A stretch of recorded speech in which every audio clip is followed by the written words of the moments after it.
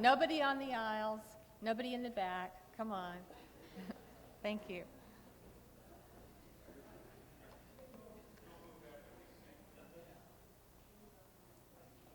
Well, it's a request from Mr. Siegmeister, if you would. Do it now.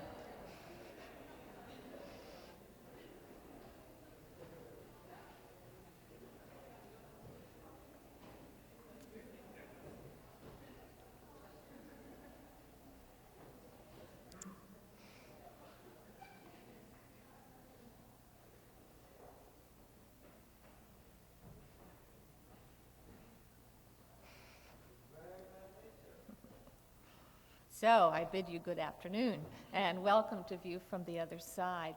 Today is a special occasion for at least two reasons. First, because we have a distinguished guest with us who's allowing us to help him celebrate his 80th birthday. And second, because today's lecture marks the 20th in our continuing series that we began back in November of 1985.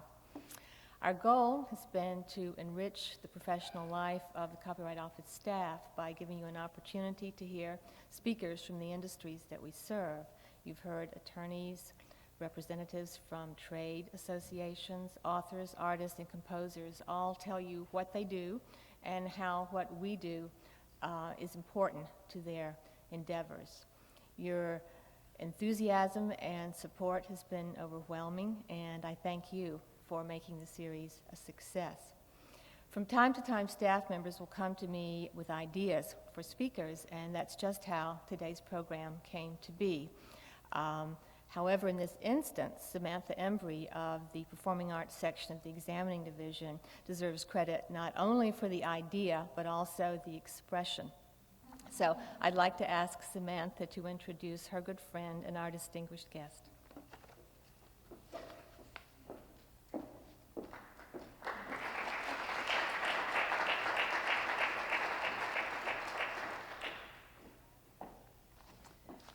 Well, in the last year and a half, I've had the wonderful honor, privilege, and pleasure of getting to know Elie Siegmeister. And in the course of some of the time I've spent with him, he told a number of stories which maybe wouldn't interest everyone in the world, but certainly for a copyright examiner were fascinating stories. And that's why I thought that it would be a very good idea for him to come and speak to us.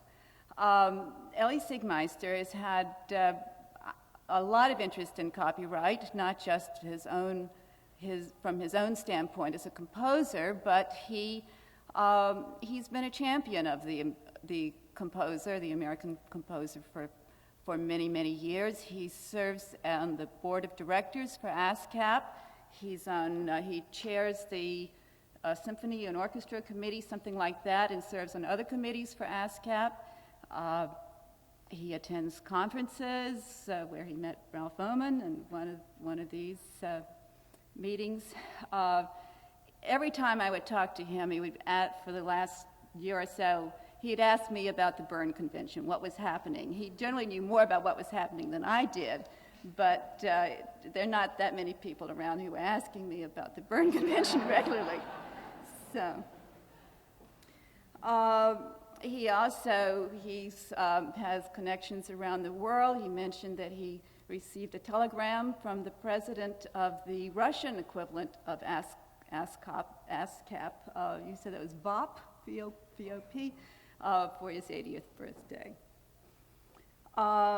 He's also been a writer of music. Someone in the office said they learned everything they knew about theory from Elie Siegmeister. He wrote a book, Harmony and Melody, which has been widely used in schools, the New Music Lover's Handbook, and many other writings.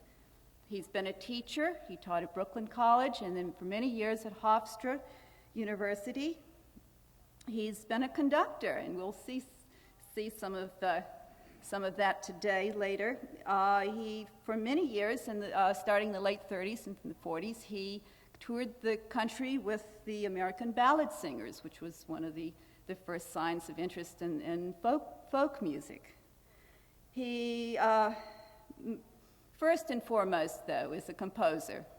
And I've been very pleased to have the chance to hear his music, which I hadn't heard much of before I met him. And I found a tremendous diversity of music of great depth and interest, and I hope you all will hear more of it yourselves. There'll be a concert tomorrow night, which I will plug, at American University at 8 o'clock. It's a K Spiritual Life Center. If you want more information, please see me about that. A concert devoted entirely to his music, and there'll also be a reception at my home afterwards, to which you are all invited. And I'll say also about his music, he's received awards and commissions from the Guggenheim and Ford Foundations, the American Institute of Arts and Letters, the Library of Congress, the National Endowment for the Arts, ASCAP, and the Baltimore and Shreveport Symphonies. The American Institute of Arts and Letters, in a citation, said about his music, a phrase which is very, very apt.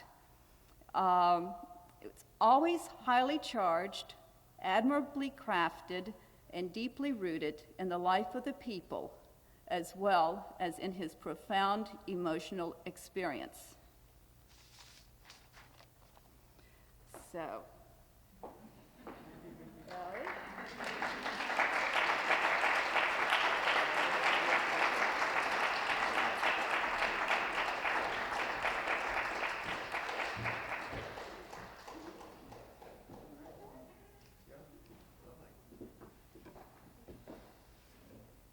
Well, it seems to me I've been here before on some very happy occasions, and I'm happy to be talking to you in the most beautiful concert hall in America. How's that for a quotable line? Every time I hear my music played here, I think I'm in heaven. If this were a couple of years ago, I would have said that I don't think heaven's got acoustics like this. And I said this is the greatest concert hall in America. A couple of years ago, I would have said this is the greatest small concert hall in America, because then there was the old Carnegie Hall, where I grew up ever since I was about 12 years old. And I'm going to date myself fantastically, like I was born in the age of Methuselah or somebody, because I heard Toscanini conduct the New York Philharmonic, and I heard Stokowski in the very early days conduct the Philadelphia, of course, and all the others. And I just felt I've been around a bit throughout the world, and it just wasn't another place like Carnegie Hall. And then they decided to improve it. And now they've improved it so much that this is the greatest concert hall. So that, I don't know, I hear vague rumors that they're going to improve this. Please don't let them improve it. Please don't let them improve it. Now, you know, I know this is a lot to ask, but since you all are connected with music and you love music and you would do anything for music, if they start coming here with the bulldozers, lie down in front of the bulldozers, give your life, please. Because we can't have that happen. In fact, I've got a great idea. I think this is the most original idea since the Berne Treaty was modestly. And that is, I think the next kind of copyright we should have is we should copyright acoustics. And if anybody touches one hair of that head, infringement suit, jail for 20 years, or whatever. I still think the old drawing and quartering is a pretty good idea, too, for people who do that. But no, really, I'm really deeply offended. Here I've been living in New York for all of my life, really. I lived 4 years in Paris, but we won't count that. But I really have been frequenting Carnegie Hall since I was a boy, and we sat way up in the gallery up there for 50 cents, and now it's, $23 or something like that. And it ain't the same. I mean, I just feel I love music the same as I always did. I mean, give me a great orchestra and a great conductor, and I'll go. But even though I've heard the piece 20 times, but I don't know how they can do this. But I suppose this is just a good way of getting into the subject of the composer and copyright as any, because we work. Our material is sound. And even though I compose on it's a beautiful old Steinway, but I always forget to have a tune, so most of the time it's out of tune. Besides, 2 weeks after the tune comes, I've been banging the hell out of that one chord so much that it's out of tune anyway. Talking about banging the hell out of the one chord, I suppose you know the story about Henry Cowell and Carl Ruggles.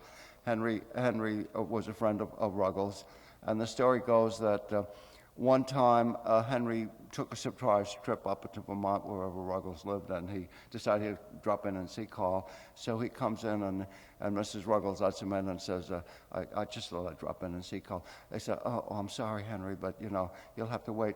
Carl gave me strict instructions, no one can come in before lunchtime. No, so even though it's you wouldn't mind waiting, would you? Well, Henry said, no, I understand that. So he waits, and here's Ruggles. I wish there was a piano here, but here's Ruggles playing that same chord. Chunk, chunk, chunk, chunk, chunk, chunk, chunk, chunk. 15 minutes, chunk, chunk, half an hour.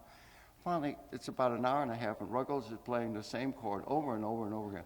Henry can't stand it anymore, even though it wasn't his nature to be obstreperous or ebullient. He broke in, he said, Carl, what are you trying to do to that chord? And Ruggles is reported to have said, I'm seeing if it'll stand the test of time. Which reminds me of the time I lived in Paris when I was a student there, and I wanted to get a hotel room in Montparnasse where everybody lived, and it was very hard to find something. I found some dinky little hotel on the Rue de Rennes, and I walked in and I said, je suis compositeur. Well, some of you don't know French, I won't put on this act. Anyway, I'm a composer, and I would like to rent a room. I'm going to bring a piano in, and I would like to know if there's any problem about playing the piano. Oh, no, not before 9 o'clock in the morning or after 8 p.m., which I thought was fairly reasonable. Some people like to sleep.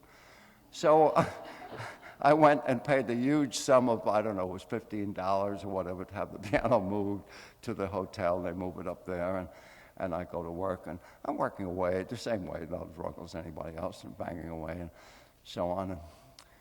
And one day I'm in the midst of this composition, and there's a furious knocking on the wall. It got bang, bang, bang. I got very upset, and it doesn't stop. So I ran downstairs to the desk and said, there's a man banging on the wall. I'm composing, and he's disturbing me. He said, oh, well, what's the matter? I said, I don't know. You told me I could play the piano, and this guy's banging, banging, and banging. So he phones up there, and he says, the man says, I said, I'm supposed to be playing here. I'm supposed to be, using the piano.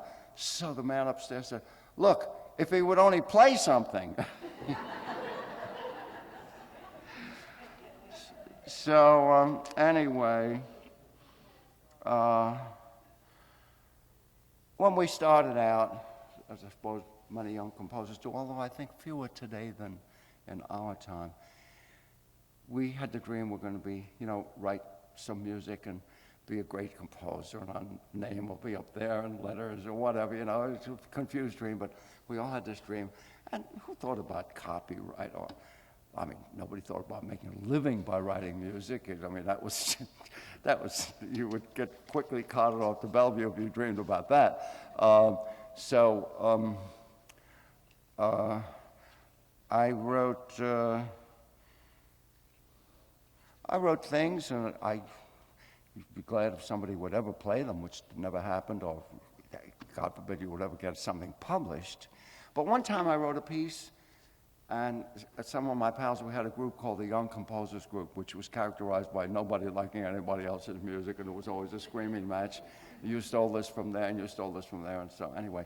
But one day I wrote a piece that was quite different than anything I'd written before, and a couple of my pals in the gang, Benny Herman and Jerry Moroz. Bernard Herman, later on he became Bernard Herman, and he was a great film composer. And Jerry Moroz, of course, Jerome Moroz was well known as a composer. both really floored me by liking it. They said, wow, hey, Siggy, you really wrote something this time, you know? None of that crap you've been trying to palm off on us up to this point. You really wrote something. That's quite a piece. They said, why don't you try to get it published? Are you guys crazy or something? Who would publish anything like that? They said, Henry Cole. Henry Cole. Of course, I knew it was Henry Cole. I said, but I don't know Henry Cole. I said, you don't have to know him. Henry's a very easygoing guy. He said, he teaches out the new school. Why don't you just go there and, you know, tell him you're a composer and play it for him.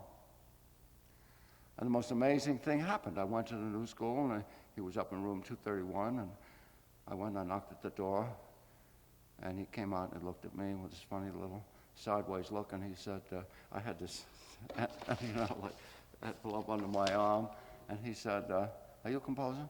I said, yes. He said, what you got? You got a piece? I said, yes, come on, play it for me. I said, I can't play it for you, Mr. Cole. It's a song, and I can't sing. He said, oh, that doesn't matter. You sing the best you can. I'll do the rest part. And this is one for the books. You would never believe it, but I played The Strange Funeral in Bright. It was full of dissonances and tone clusters and sliding notes, God knows what, back in 1933. And after it was over, he said, could I publish it? I looked at him like he just descended from Mars. And I said, well, I think so. He said, well, there's a new issue of New Music coming out in the fall. This was in April. He said, I'll put this in the fall issue of New Music. And do you mind if we record it too? So it really happened. It really happened. We signed some kind of a paper, I remember. I must have lost it somewhere along the line, but we did sign a paper, and I never collected anything. I mean, maybe they sold 156 and a half copies or something, but they didn't bother with sending out things like royalty reports. I never thought about it further. But fortunately, Henry, pixelated and wonderful as he was, did know that you do put a copyright notice on it. And I suppose he sent the copies down here. I'm sure they're still over there somewhere. And so it was copyright. And even though New Music went out of business some time after that, the piece was copyright and was then taken over by Theodore Presser.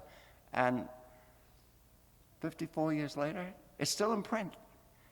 And I do get a royalty report now every year. I do make 56 cents or whatever on the 4 copies sold or something. But people do write me and say, where can we get The Strange Funeral in Braddock? And I tell them where they can get it, and I make those 56 cents. And the piece is there. It's alive. And the charming thing, I mean, it's mostly academic, shall we say, but there were 3 doctoral dissertations in the last 5 or 6 years that did analyses of The Strange Funeral in Braddock, you know, and I don't never understand analyses or anything, but there they were. It's alive. That people know that the thing does live through the action of copyright. Now we're going to tell you the other side of the coin, and will all the good choral singers please come up?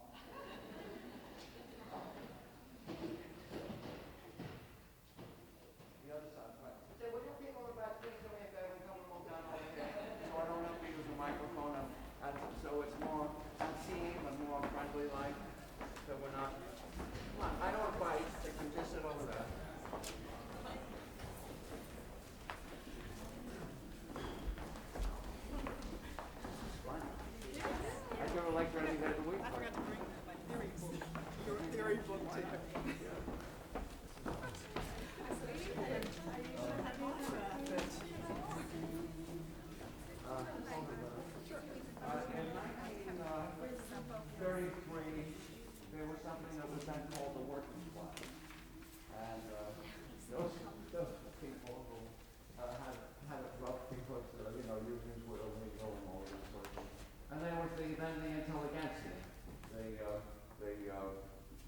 doctors and lawyers and the chiefs and writers and so forth. And then there was the Depression. And so things were pretty rotten.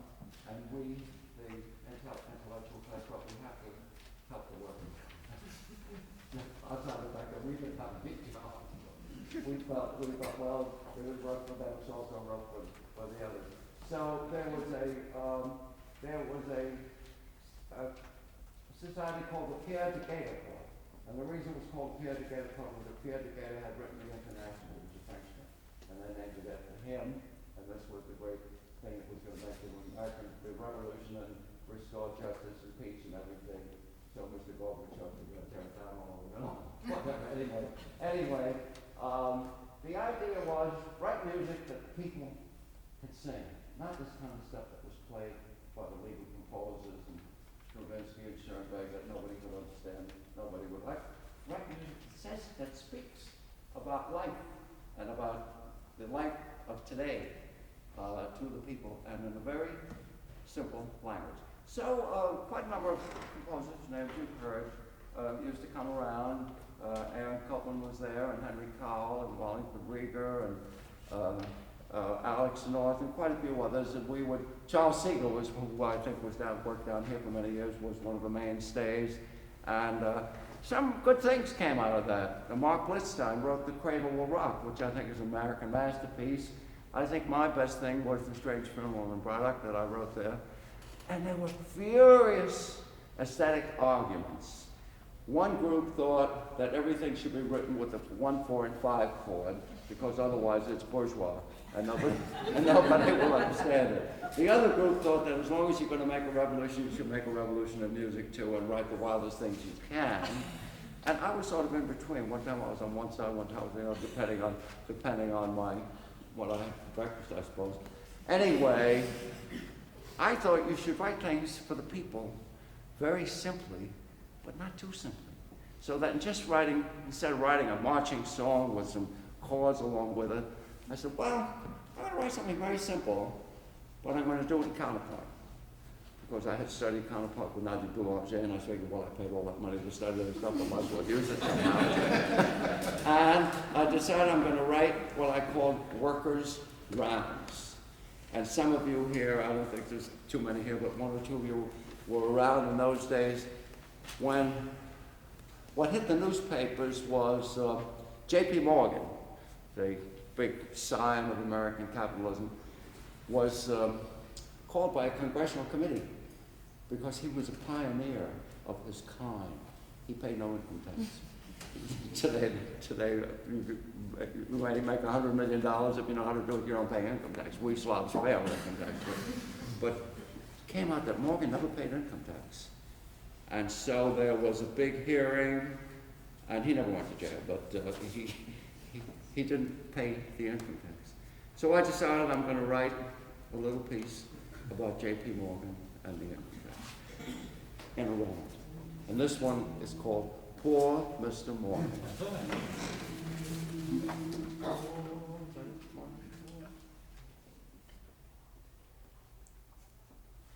Poor Mr. Morgan cannot pay his income tax. Pity poor Morgan, he cannot pay. He's dead broke, he hasn't got a cent.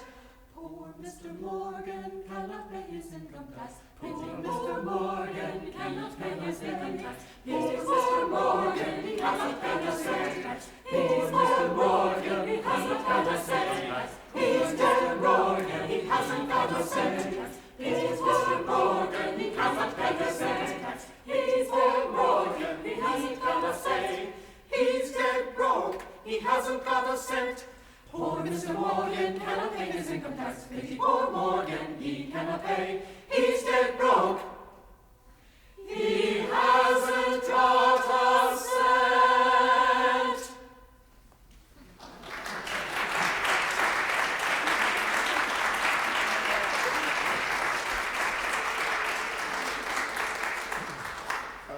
Being the Depression, there were some people who didn't have much to eat. And Langston Hughes, the black poet, who was not very well known in 1934, in fact, he was pretty unknown. And of course, I was totally unknown. And I read this poem by this guy named Langston Hughes. And the poem, well, I won't read it to you, that's a comment on their diction. And I'm not I hate these programs in which they print the words in English and then they sing in English and you don't understand anything. You think you're or the opera companies where they sing an opera in English and then they put it up on the top there. And you never hear it.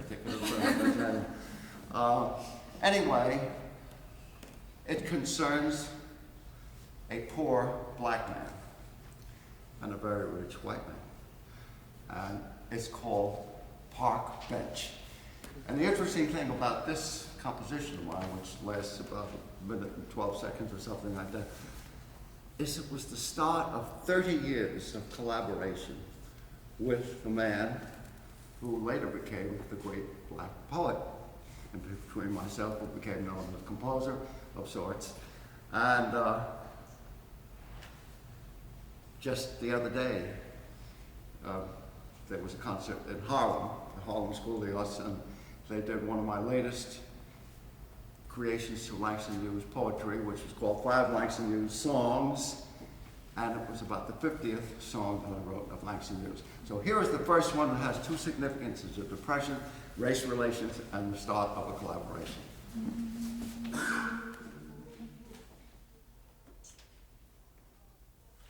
I live on a park bench, you Park Avenue, hell of a distance between us two. I beg a dime for dinner, you got a butler and maid, but I'm waking up. Say, ain't you afraid that I might just maybe, in a year or two, move this park bench to Park Avenue? I live on a park bench, you Park Avenue, hell of a distance between us two. I beg a dime for a park bench, you got a Park Avenue, hell of a distance between us. Ain't you afraid? I live on a park bench, you got a Park Avenue, hell of a distance between us. Ain't you afraid? I beg a dime for a park bench, you got a Park Avenue, hell of a distance between us. Ain't you afraid? I beg a dime for a park bench, you got a Park Avenue, hell of a distance between us. Ain't you afraid? I dime for a park bench, you got a Park Avenue, hell of a distance between us. Ain't you afraid? I beg a dime towards dinner, you got a Park Avenue, but I'm waking up. Say, ain't you afraid that I might just maybe, in a year or two, move this park bench to Park Avenue? I live on a park bench, you Park Avenue, hell of a distance between us two.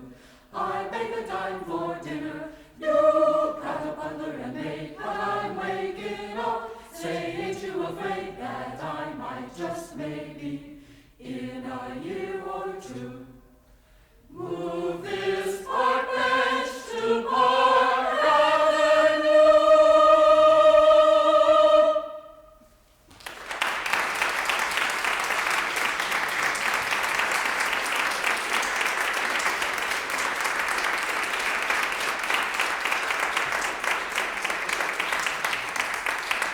Now that's quite a melange, I would say. Revolution, black-white relations, and the older art of counterpoint. So we got it all mixed up in one pot. I should have written 12 of these, but the third one that I wrote has to do with a very esteemed scion of American industry. I don't know who was the actual owner these days, but in those days there were 3 brothers who apparently shared it, and it was the DuPonts. And the DuPonts were known then, I suppose they still are, for military productions to save our country from something or other. And it came out, there was some fellow after World War I who didn't think war was a great idea, and he wrote a book called Merchants of Death. And he found out that the great merchants of death, whether it was the British, the Germans, the French, the Americans, the Japanese, or whatever, would send one set of salesmen around to the cabinet offices of a certain country and sell them a shell that was guaranteed to break down any armor.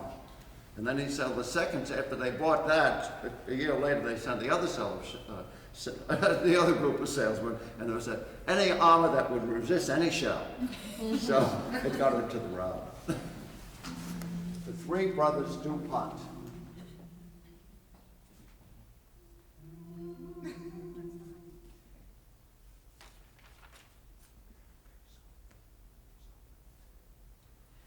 There are three brothers named DuPont.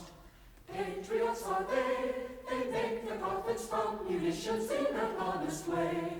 They love their country, right or wrong, but when yen or liras come along, they always very cheerfully to any nation sell. Shells that will all armor pierce and armor that will stop each shell. There are three brothers named DuPont. Patriots are they make their profits from munitions in an honest way. There are three brothers named DuPont.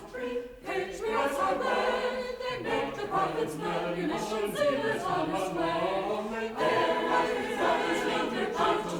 Patriots are they make their profits from munitions in an honest way. Patriots are they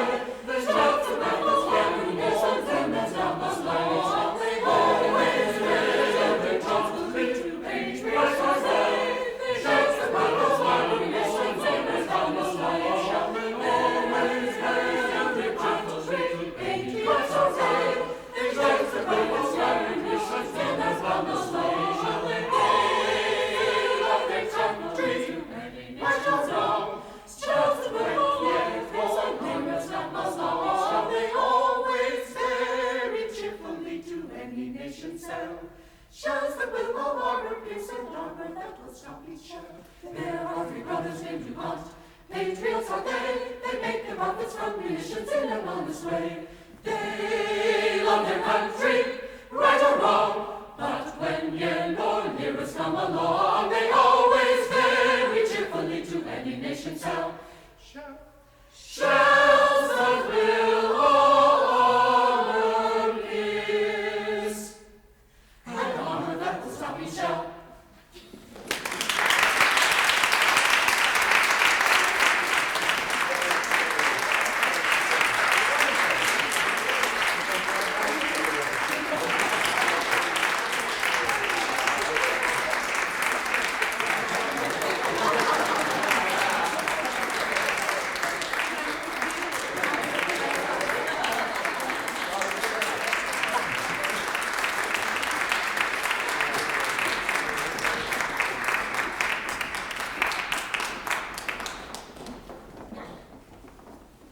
You get to hear some music, I get to kiss the girl, so what else do we want?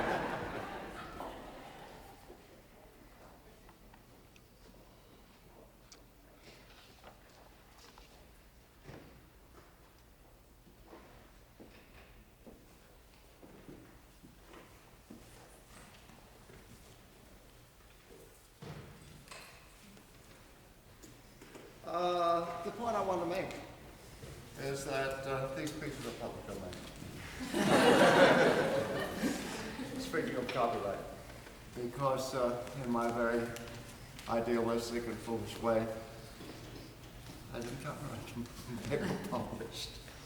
And so, well, I think they're rather unusual pieces of social consciousness done with a kind of a craftsman-like way of weaving voices. I don't know anyone else who's done the same thing. It's not my greatest creation, but I'm not. What else is new? Anyway, I lost two other things. One was a very charming and delightful score to a children's play that I wrote in 1942. It was called Doodle Dandy of the USA. And it was done for 2 weeks, believe it or not, on Broadway as a children's show at the Broadhurst Theater.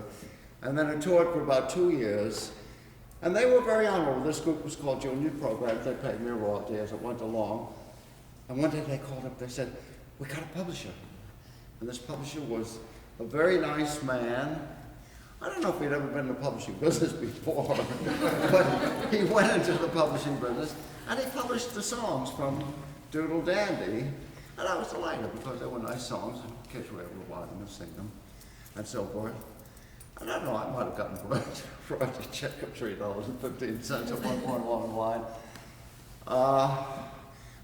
And, several years passed, I got involved with writing other things. And I never thought about it again. And then one day somebody called up and said, hey, do you know where I can get a copy of your Doodle Dandy songs? I said, sure, call up Musette Publishers. They're not listed. I said, what do you mean not listed? And I looked in the phone book and they weren't listed. So I wrote them a letter, the address where they were. It was a place on 57th Street, I think it was in Sonway Hall. And the letter came back, said, addressee unknown. That was the last I ever heard of it. I don't know what happened. This guy maybe this was his first and last adventure in music publishing, and he decided to go into a profitable business or whatever. But he vanished. And I've never heard of him since. Of course, if I had any brains, I could have noted the copyright date on, and then when the time for renewal came around, I could have applied for renewal in my own name, but who thought of things like that? So that Doodle Dandy also is now public domain. And the third thing that's public domain is not a piece of music, but a little pamphlet I wrote that acquired quite a bit of notoriety in the 1940s. In fact, I lost 2 or 3 jobs because of it. But now it's a classic. And it's, it's in the libraries of Yale, Harvard, Princeton, and very often I go someplace and say, you're the man that wrote Music and Society. That's fantastic. It's the first American study of the social forces that produce changes in musical style. And it's been translated into French, German, Portuguese, Russian, and Spanish. And I wouldn't mind so much losing the copyright on it, except that about 10 years ago, I saw that it was being published again by a company called Haskell House. I don't know who Haskell House is, from the moon. And apparently it had gone into public domain or whatever, or maybe they renewed the copy, who knows. And so they're making a few dollars out of it, and I'm not, but I survived. So. But it did teach me a very valuable lesson. Because now I come to some of the salient points that you asked me to come down here and make. And I've been following around and telling you stories and conducting music and whatnot.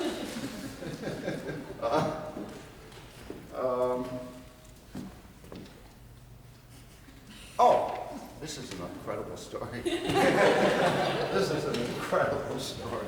And this incredible story is that some years later, I began to get a few things published, and one of my early publishers was Carl Fisher. And then afterwards, I got very disenchanted with Carl Fisher, and I left him for other publishers. And then about 10 years after that, I came back to Carl Fisher. Now they've been my publishers for 20 years, and I love them, and they love me. And they've published, I think, 14 orchestral scores and piano sonatas and all kinds of things. So that, you won't believe this, but the time has rolled around, and now I get royalty checks in 4 figures, just remarkable. But much more important than that is the ASCAP. And I'll talk about ASCAP a little bit later. But the amount that I get from ASCAP for the performing rights is much greater than that. But what I want to talk about was in those early days when I first published with Carl Fisher, it was the same story. I'd get, maybe I had 7 or 8 things published, and for this piano piece, they sold 8 copies, the usual story of the young composer. And so I get $26.18 a year. And I used to tour as an anthology with the American Ballad Singers. And sometimes we would have run-outs and go to Pittsburgh and come home the same night because they couldn't afford, there were no planes in those days. Anyway, I got home very late. And my wife was a very understanding woman, and she would let me sleep until I woke up. And This one particular time, though, I was fast asleep, and suddenly Pan is tapping me on the shoulder. I said, what is it? It's only 9 o'clock. I got home at 4 in the morning. What? Listen, I hate to wake you, but something came in. I don't understand. I said, what happened? She said, well, the mail came. They used to deliver mail in those days.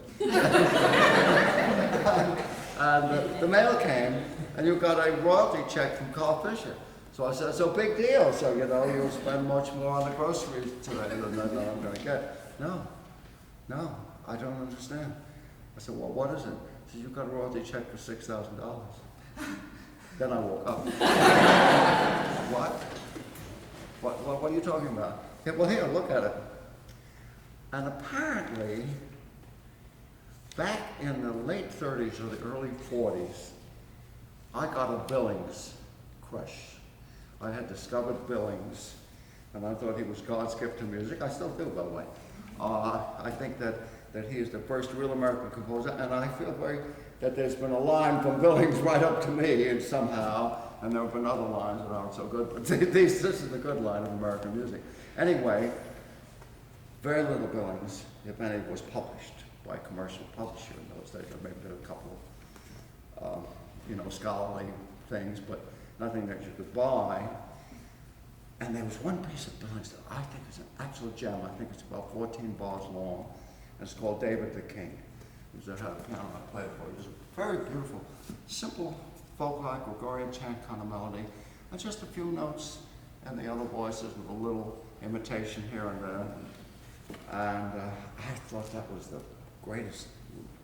So with my ballad singers, I used to give this program of historical perspective of American music. Always put that David the King on, and the audience loved it. Oh, it was very beautiful, very beautiful. And profound in its simplicity. And so I brought it to Carl Fisher one time, and I said, that and a couple of other Billings pieces, I said, listen, I'm not bringing you my own music, don't get scared this time. I'm bringing you something that really is an American treasure, and you want to put it out in your choral series. Well, who is it? I said, William Billings. Where'd you get it? I said, I got it in the New York Public Library. I went and I found these old, they have some original Billings there, just as you have here. And, well, who's going to buy that? I said, I don't know, don't be that. Well, look at it, it's an American classic. So they looked at it, and I said, yeah, you're right, it is very lovely, it's very lovely, but we can't publish it. I said, why not? I said, because it's public domain. The minute we publish it, everybody else will publish it, we won't be able to sell any of it. They said, why don't you arrange it? And then we can get a copyright. You can get a copyright, we can get a copyright. I said, arrange? This is such an absolutely exquisite, absolutely bare, simple, minimalist thing. I wouldn't deface it by putting extra notes on it. I'd feel ashamed. I wouldn't like somebody to do that to me, and I'm certainly not going to do it to Billings. Well, when you perform it, do you perform it exactly the way it's written? I said, well, I make some changes. He didn't write any dynamics in. And I think probably he did sometimes play part of it soft and some part of it loud, and maybe some a little faster or slower. It's my guess as good as anybody else's. And, well, that's not enough to copyright. I said, could you add a bar or two of introduction or something? I can't do it. I'm sorry, I can't do it. But then it occurred to me that there was one place in the middle, I think there were 3 phrases, and at the end of the second phrase, it comes to a cadence, and I always used to hold, when we did it with the ballad singers, I used to hold this chord. It was a very beautiful, dramatic thing to hold this chord and then go to the end. So it occurred to me, instead of holding the chord, running a fermata over it, I'll tie the bar of whole notes to another bar. The funny thing, it was 3 notes. Actually, it was an A minor triad with the root, the fifth, and the octave, A, E, A. And I just tied it up and I wrote an extra bar in. They said, well, that should qualify with the additions and the dynamics and the tempo mark. That should qualify for copyright. And so they published it, and it was copyrighted. And it appears that the Mormon Tabernacle Choir discovered that piece and put it in their best-selling record of the year, and they sold 1 million records for RCA. And my share of it was $6,000.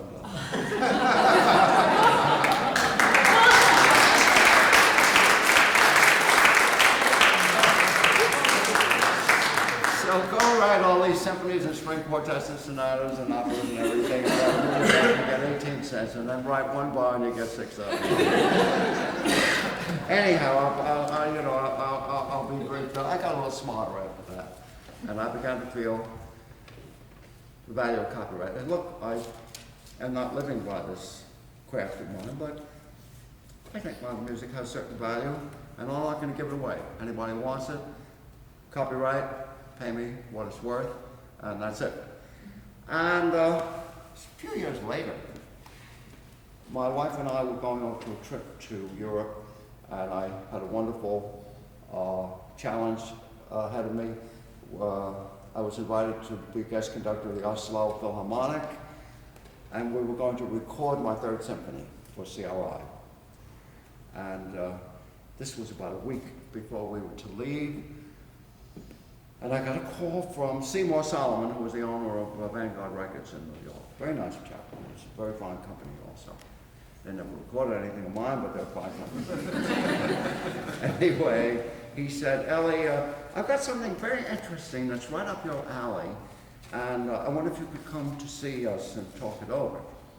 I said, yes, but not right now. I'm just about to leave for Europe, and I can call you in September. Oh, no, we have to see you before that. We have to see you right now, as a matter of fact. I said, I have five days. I got a mountain of things to take care of before we go on the plane. I said, I simply can't go and see. Listen, this is going to be very well worth your while. I think you're going to like this thing. I had dreams maybe I could record something like who the hell knows.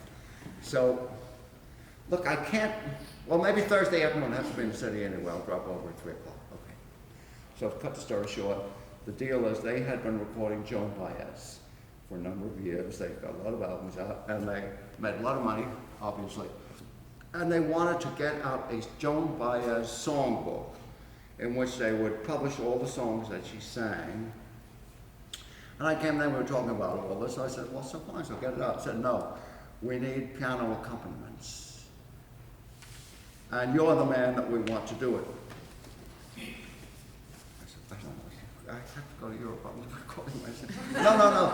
This is going to be a very big seller, because you may not know this, but we've sold, I don't know, 10 million or 50 million, whatever, with some huge amount of records. And we want you to make these recordings, and you do very well by this. I said, well, what do you have in mind? So they said, well, I think there were about 28 songs or something like that. They said, we'll give you $5,000. I said, and how much royalty? I said, well, we can't go royalty because, the record company works on a very small margin, and Joan Baez has to get 10%, and even 1% above that is the difference between profit and loss. So we'd like to, but, it's out of the question, we'll give you $5,000. I said, well, I'm not interested in the $5,000 without royalty. I want to get a piece of the action. This is my music, even though it's just accompaniments. I'm writing it, I'm creating it. I said, once you get somebody else, it's your accompaniments. Nobody pays attention to accompaniments. It's just, there's the songs that count, the Joan Baez. I said, oh, no. I said, we know what you do, because I've been a fan of the treasury of American song for the past 20 years, and there's nobody that does it like you. I said, oh, come on, you're flattering me. If I'm so wonderful, why don't you give me a small one?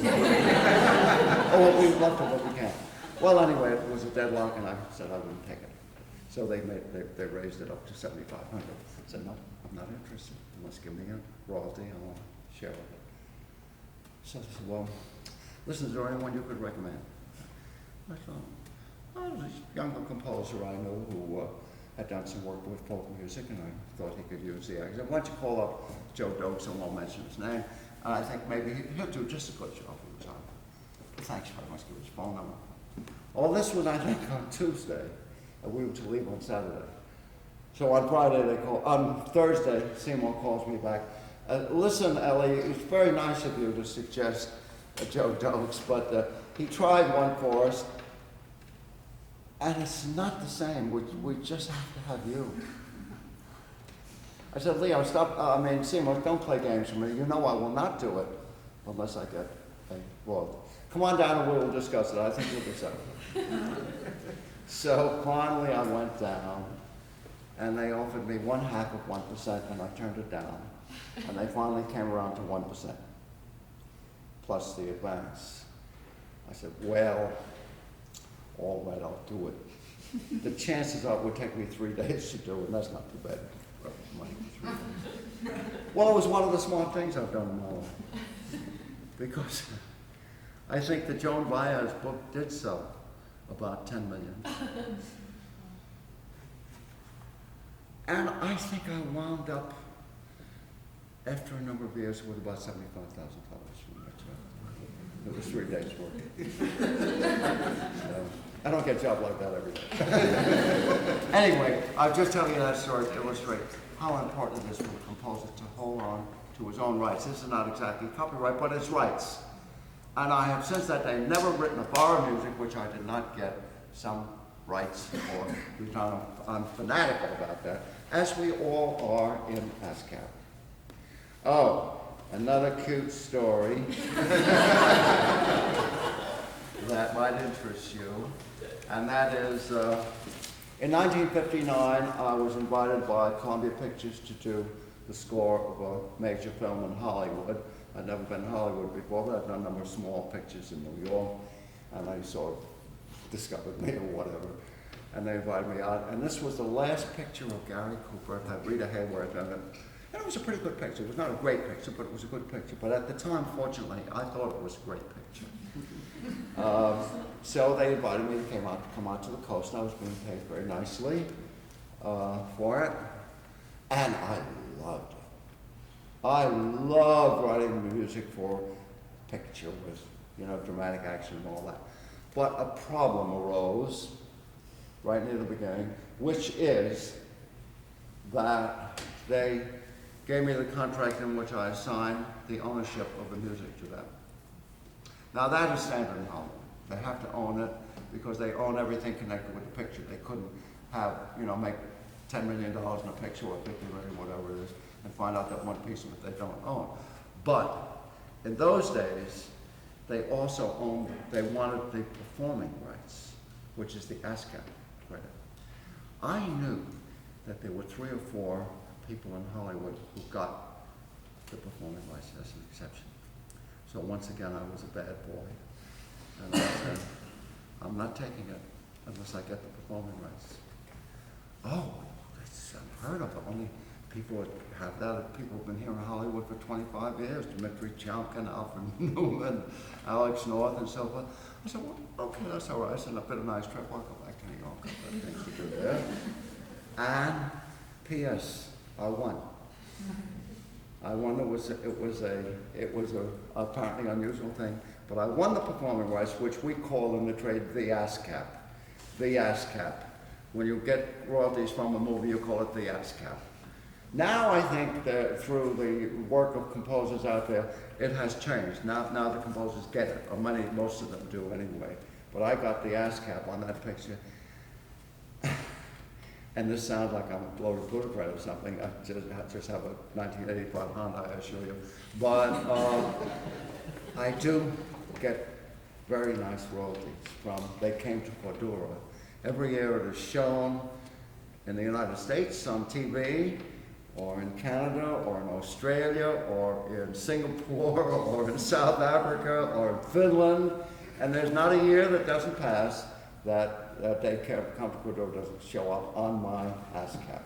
So once again, I fought for my rights, and I won out on this, and I think all composers should do that, and they should be entitled to without having to fight for it. One other really, and this has got nothing to do with earning money, but it's got to do with a serious orchestral composition that I wrote about 15 years ago.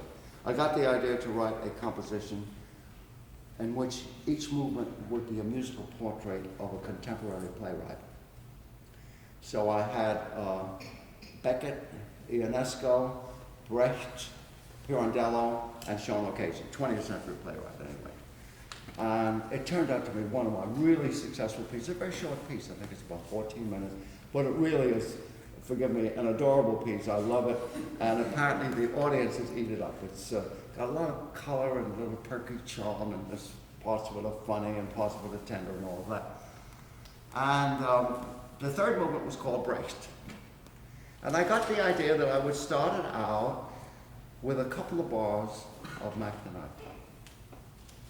So I had the orchestra going, chum, chum, chum, chum, chum, da da da da. That's it. That's all I use of McNamara. Da da da da da da da da da da da da da da, etc., etc. I'm making it up. This is the way it goes, but anyway. Anyway, I was knowledgeable enough by this time to consult my attorney before I finished the piece. And I came in and I told him the story I just told you. He said, you can't do that. I said, why? It's only one bar. I thought there was some rule that 2 bars is okay. Like you can quote, you know, in a book review, you can quote 4 bars of a poetry or whatever. I thought for some reason or other somebody told me you can quote up to 2 bars of a copyrighted thing. So I said, but there's only 1 bar. I thought you can quote 2 bars. He said, it all depends which 2 bars you quote. He said, now you are doing something that is taking a private property of Kurt Weill and Brecht, or no, this is Kurt Weill, pure Kurt Weill.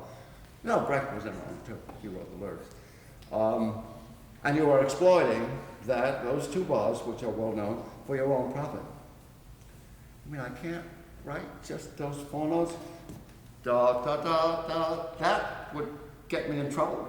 He says, yes, it would. You'd get a copyright infringement suit if they happen to notice it. Of course, I didn't even notice it. But anyway, he said, you can't do it. I said, what am I going to do? I wrote that whole piece already. He said, change 1 note. So da da da da, I wrote da da da da. And the piece has been played and published over double volumes. Which I think is very funny. But anyway, it's a good piece.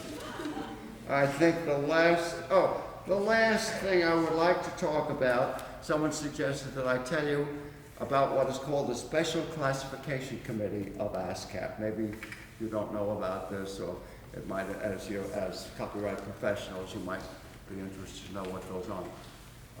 ASCAP, as you probably know, is run on the principle that half the income goes to the publisher, and the other half goes to the writers.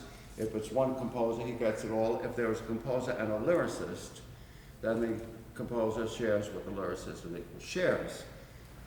And this is fine as long as the composer uses a copyright-protected lyric of a living writer, or a writer who's dead and his work is still in copyright. And so for years, it was done that way. But what about, suppose the composer uses a text from Shakespeare, or from a Greek play, or from the Psalms, or Walt Whitman, where the text is public domain, but the music is copyright. Well, apparently the founding fathers of ASCAP didn't think about that, and for about 40 or 50 years, the composer got 25%, and the lyric writer's share vanished. Nobody got anything. So that, for example, on the Symphony of Psalms of Stravinsky, the ASCAP credits, which, as you realize, must be considerable, the publisher, let's say there was $100 royalty brought in, the publisher would get 50, Stravinsky got 25, and the other 25 vanished. Well, that came up as a question, and ASCAP appointed a committee of about 5 of us, senior members, to try to find an answer. And the answer that we came up with was that in a work like the Symphony of Songs, or other work of major construction, invention, counterpoint, development, and so forth, the composer has really done more than use a text. He has developed that text into a thing where the compositional process and the architectural process and the creative process was much more than the call them lyrics from the song.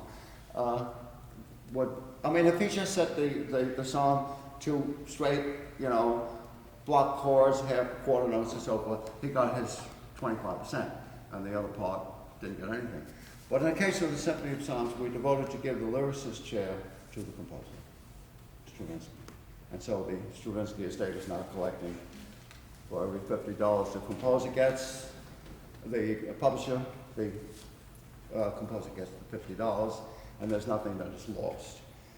And this committee meets about once or so a month, and we get hundreds of compositions by composers famous and infamous and some in between. And we study it, and we try to figure out how much of the compositional work generates so much and so much thing. This has been going on 5 or 6 years, and we never had a complaint from a publisher or composer. And so we've worked out a minor technical problem that you may sometimes get involved with or may not get involved with, but not interested. So listen, wow. I thought I would have nothing to talk about. It's 10 after 3. Would you like to take a couple of questions? Or shall I get some questions? Do you have any questions you would like to ask? Yeah. We have some questions, but I don't want to monopolize the front row here. You want it back with a question?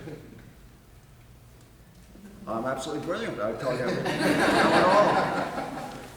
Look, it's late, and I'm not going to prolong the thing. You have other things to do. So, are there any pressing questions that you really? Will we have a chance to ask questions of you? Sure. Let's make it at home. Thank you very much for nice.